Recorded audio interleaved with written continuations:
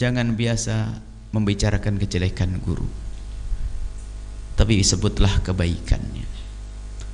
Sengaja kami hadirkan juga saat ini zamannya zaman rusak. Orang gampang komentar tentang ulama, kiai, ustadz melalui Facebook segala macam. Wah, ini bencana.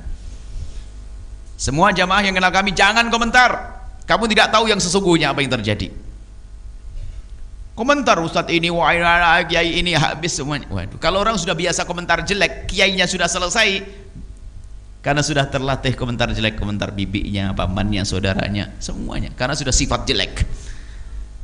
Ini zaman-zaman rusak, ini menjelang pemilu misalnya, wah ini caci maki kelompok ini, caci maki kelompok ini. Yang caci maki silahkan sana, jangan bawa ke sini. Kita tidak ingin caci maki. Kadang guru pun juga begitu. Lah, kalau guru jangan biasa kita membicarakan kejelekan guru. Kalau guru kita, guru namanya manusia. Siapa sih yang nggak punya kejelekan? Ingat, kalau Anda mencari guru yang tidak punya kesalahan dan tidak punya kekurangan, maka ketahuilah sampai mati Anda nggak punya guru. Tapi murid yang hebat adalah murid yang bisa menutup kekurangan gurunya. Sehingga Syekh Hasyim Asy'ari dalam kitab Adabul Alim Ta'lim menukil dari para salaf, ulama dulu tuh waktu menuntut ilmu tuh hebatnya apa? Para santri dulu menuntut ilmu kok bisa cepat dapat ilmu apa? Sering sebelum berangkat tuh sedekah kepada orang fakir manapun, sambil bersedekah tuh memohon begini, ya Allah, berkat sedekahku ini, ya Allah, tutup dari mataku kekurangan guruku, ya Allah, jangan kau tambahkan kekurangan guruku. Minta kepada Allah. Makanya kalau ada murid mencari-cari kekurangan guru, bencana buat dia, nggak akan dapat ilmu. Gurunya pasti ada kesalahan. Murid yang paling suka mencari-cari kesalahan guru itulah Abu Jahal. Abu Jahal setiap hari mencari kesalahan Nabi. Ngomong apa cari. Jadi Abu Jahal. Jangan membicarakan kejelekan, sebutlah kebaikannya. Masih ada kebaikan yang bisa kita sebut. Kenapa harus menyebut kejelekannya? Nggak ada perlunya. Guru dimanapun, guru di kampung, kadang-kadang kita sudah mulai lebih tuh merendahkan guru. Wah, guru maksiat tok nih. Siapa yang tidak?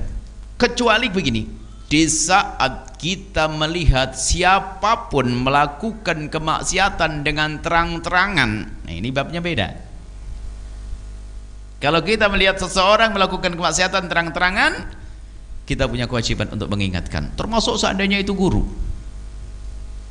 Misalnya, bukan misal, kesalahan tentu banyak. Saya punya kesalahan misalnya, jangan ragu, tanda cinta Anda adalah datang, assalamualaikum Buya, kemarin Buya kok ngomong begini, wah itu hadiah, nanti pulang dapat hadiah nanti dari saya.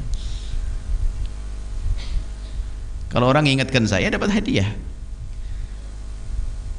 Ini jadi membicarakan kebaikan. Nah, kalau kita sering bicarakan kebaikan seorang guru, akan didengar oleh orang lain akan terpesona, lalu orang lain akan ikut. Tapi kalau kita biar kejelekan, orang lain tidak senang, Anda menjadikan orang jauh dari kemuliaan, Anda akan dijauhkan oleh Allah dari kemuliaan. Seperti itu kisahnya. Baik, di antaranya seperti itu. Kemudian setelah itu, prasangka buruk. Paling bahaya prasangka buruk. Prasangka buruk tidak boleh kepada semua orang, apalagi kepada orang yang mengajari kita. Cuman nanti kisahnya begini, prasangka boleh, prasangka sama sekali tidak diperkenankan dalam keadaan apapun. Prasangka buruk kepada guru nggak boleh. Cuman bagaimana kalau guru melakukan kesalahan di depan mata kita, benar-benar yang sudah pasti disepakati ulama dia adalah salah, misalnya mabuk, melakukan keharaman di mata kita.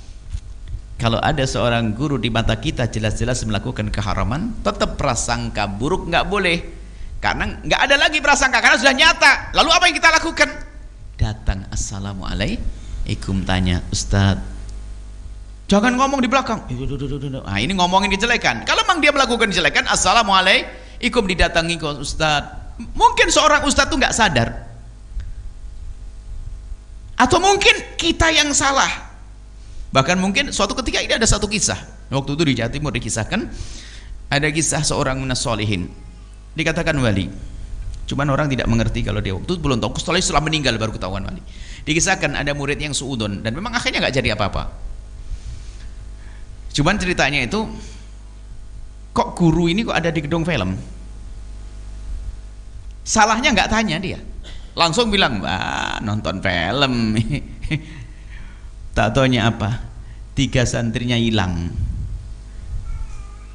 Diduga dia masuk gedung film, dan dia tidak masuk gedung film itu Ustadz, hanya menjaga di depan pintu gedung film, nunggu santrinya. Tapi orang yang suudon terkutuk dia. Kalau tanya kan enak, Ustadz, kenapa Ustadz ada di sana? Kan dijawab, saya nunggu santri saya. Oh gitu. Tapi kalau sudah kelihatan seorang Ustadz melakukan keharaman, ya perlu ditegur dong, ingatkan tanda cinta kita. Gak ragu-ragu saya, manusia saya bisa salah kok. Kesalahan pasti ada. Dan alangkah indahnya kalau saya diingatkan. Kan begitu mestinya. Sayyidina Umar saja khalifah, orang besar. Di saat ada orang mengingatkan Sayyidina Umar bin Khattab, Sayyidina Umar diingatkan khalifah, pemimpin terbesar, negara terbesar, Islam luas sekali saat itu. Kayak dipegang oleh Sayyidina Umar kayak adidaya, negara terbesar waktu itu. Masuk Persia, masuk Mesir, masuk ini, hebat semuanya. Tapi di saat Sayyidina Umar diingatkan oleh seseorang, mengatakan, rahimallah imra'an ahdali uyubi. Semoga Allah memberikan kasih sayang orang yang telah menunjukkan kekuranganku. Allah. Lalu dipanggil istrinya, istriku kau punya apa? Nggak ada khalifah. Kita tidak punya apa-apa kecuali 1 karung gandum. Ajib, khalifah punya 1 karung gandum. Bagi separuh buat kita, separuh buat orang yang telah mengkritik saya. Kalau presiden atau gubernur atau wali kota atau Pak Lurah kayak gitu mah hebat itu. Termasuk Ustadz, kalau diingatkan senang. Itu kaidah, itu sederhana. Tapi kita punya adab nanti bab yang ketiga, yang kedua. Mahabbah ya, cinta ditandai dengan apa? Mendoakan, membicarakan kebaikan, jangan membicarakan jelekannya. Jangan prasangka buruk, ngira-ngira tok. Wong kejelekan saja tidak boleh diomongin, apalagi prasangka. Kalau sudah melihat ketidakbaikan, assalamualaikum ditanyakan. Kata Imam Haddad rahimahullah taala dalam kitab Adab Ushulul Murid, tak takrama bagaimana orang belajar, apa kata beliau? Jika engkau menemukan sesuatu yang ganjal di dalam hatimu tentang gurumu, jangan boleh menginap semalam dalam hatimu. Takut jadi omongan, tetap jadi pikiran yang kotor. Tanyakan langsung kepada gurumu tersebut, maka nanti akan beres urusanmu. Kadang gitu, memang setan pintar.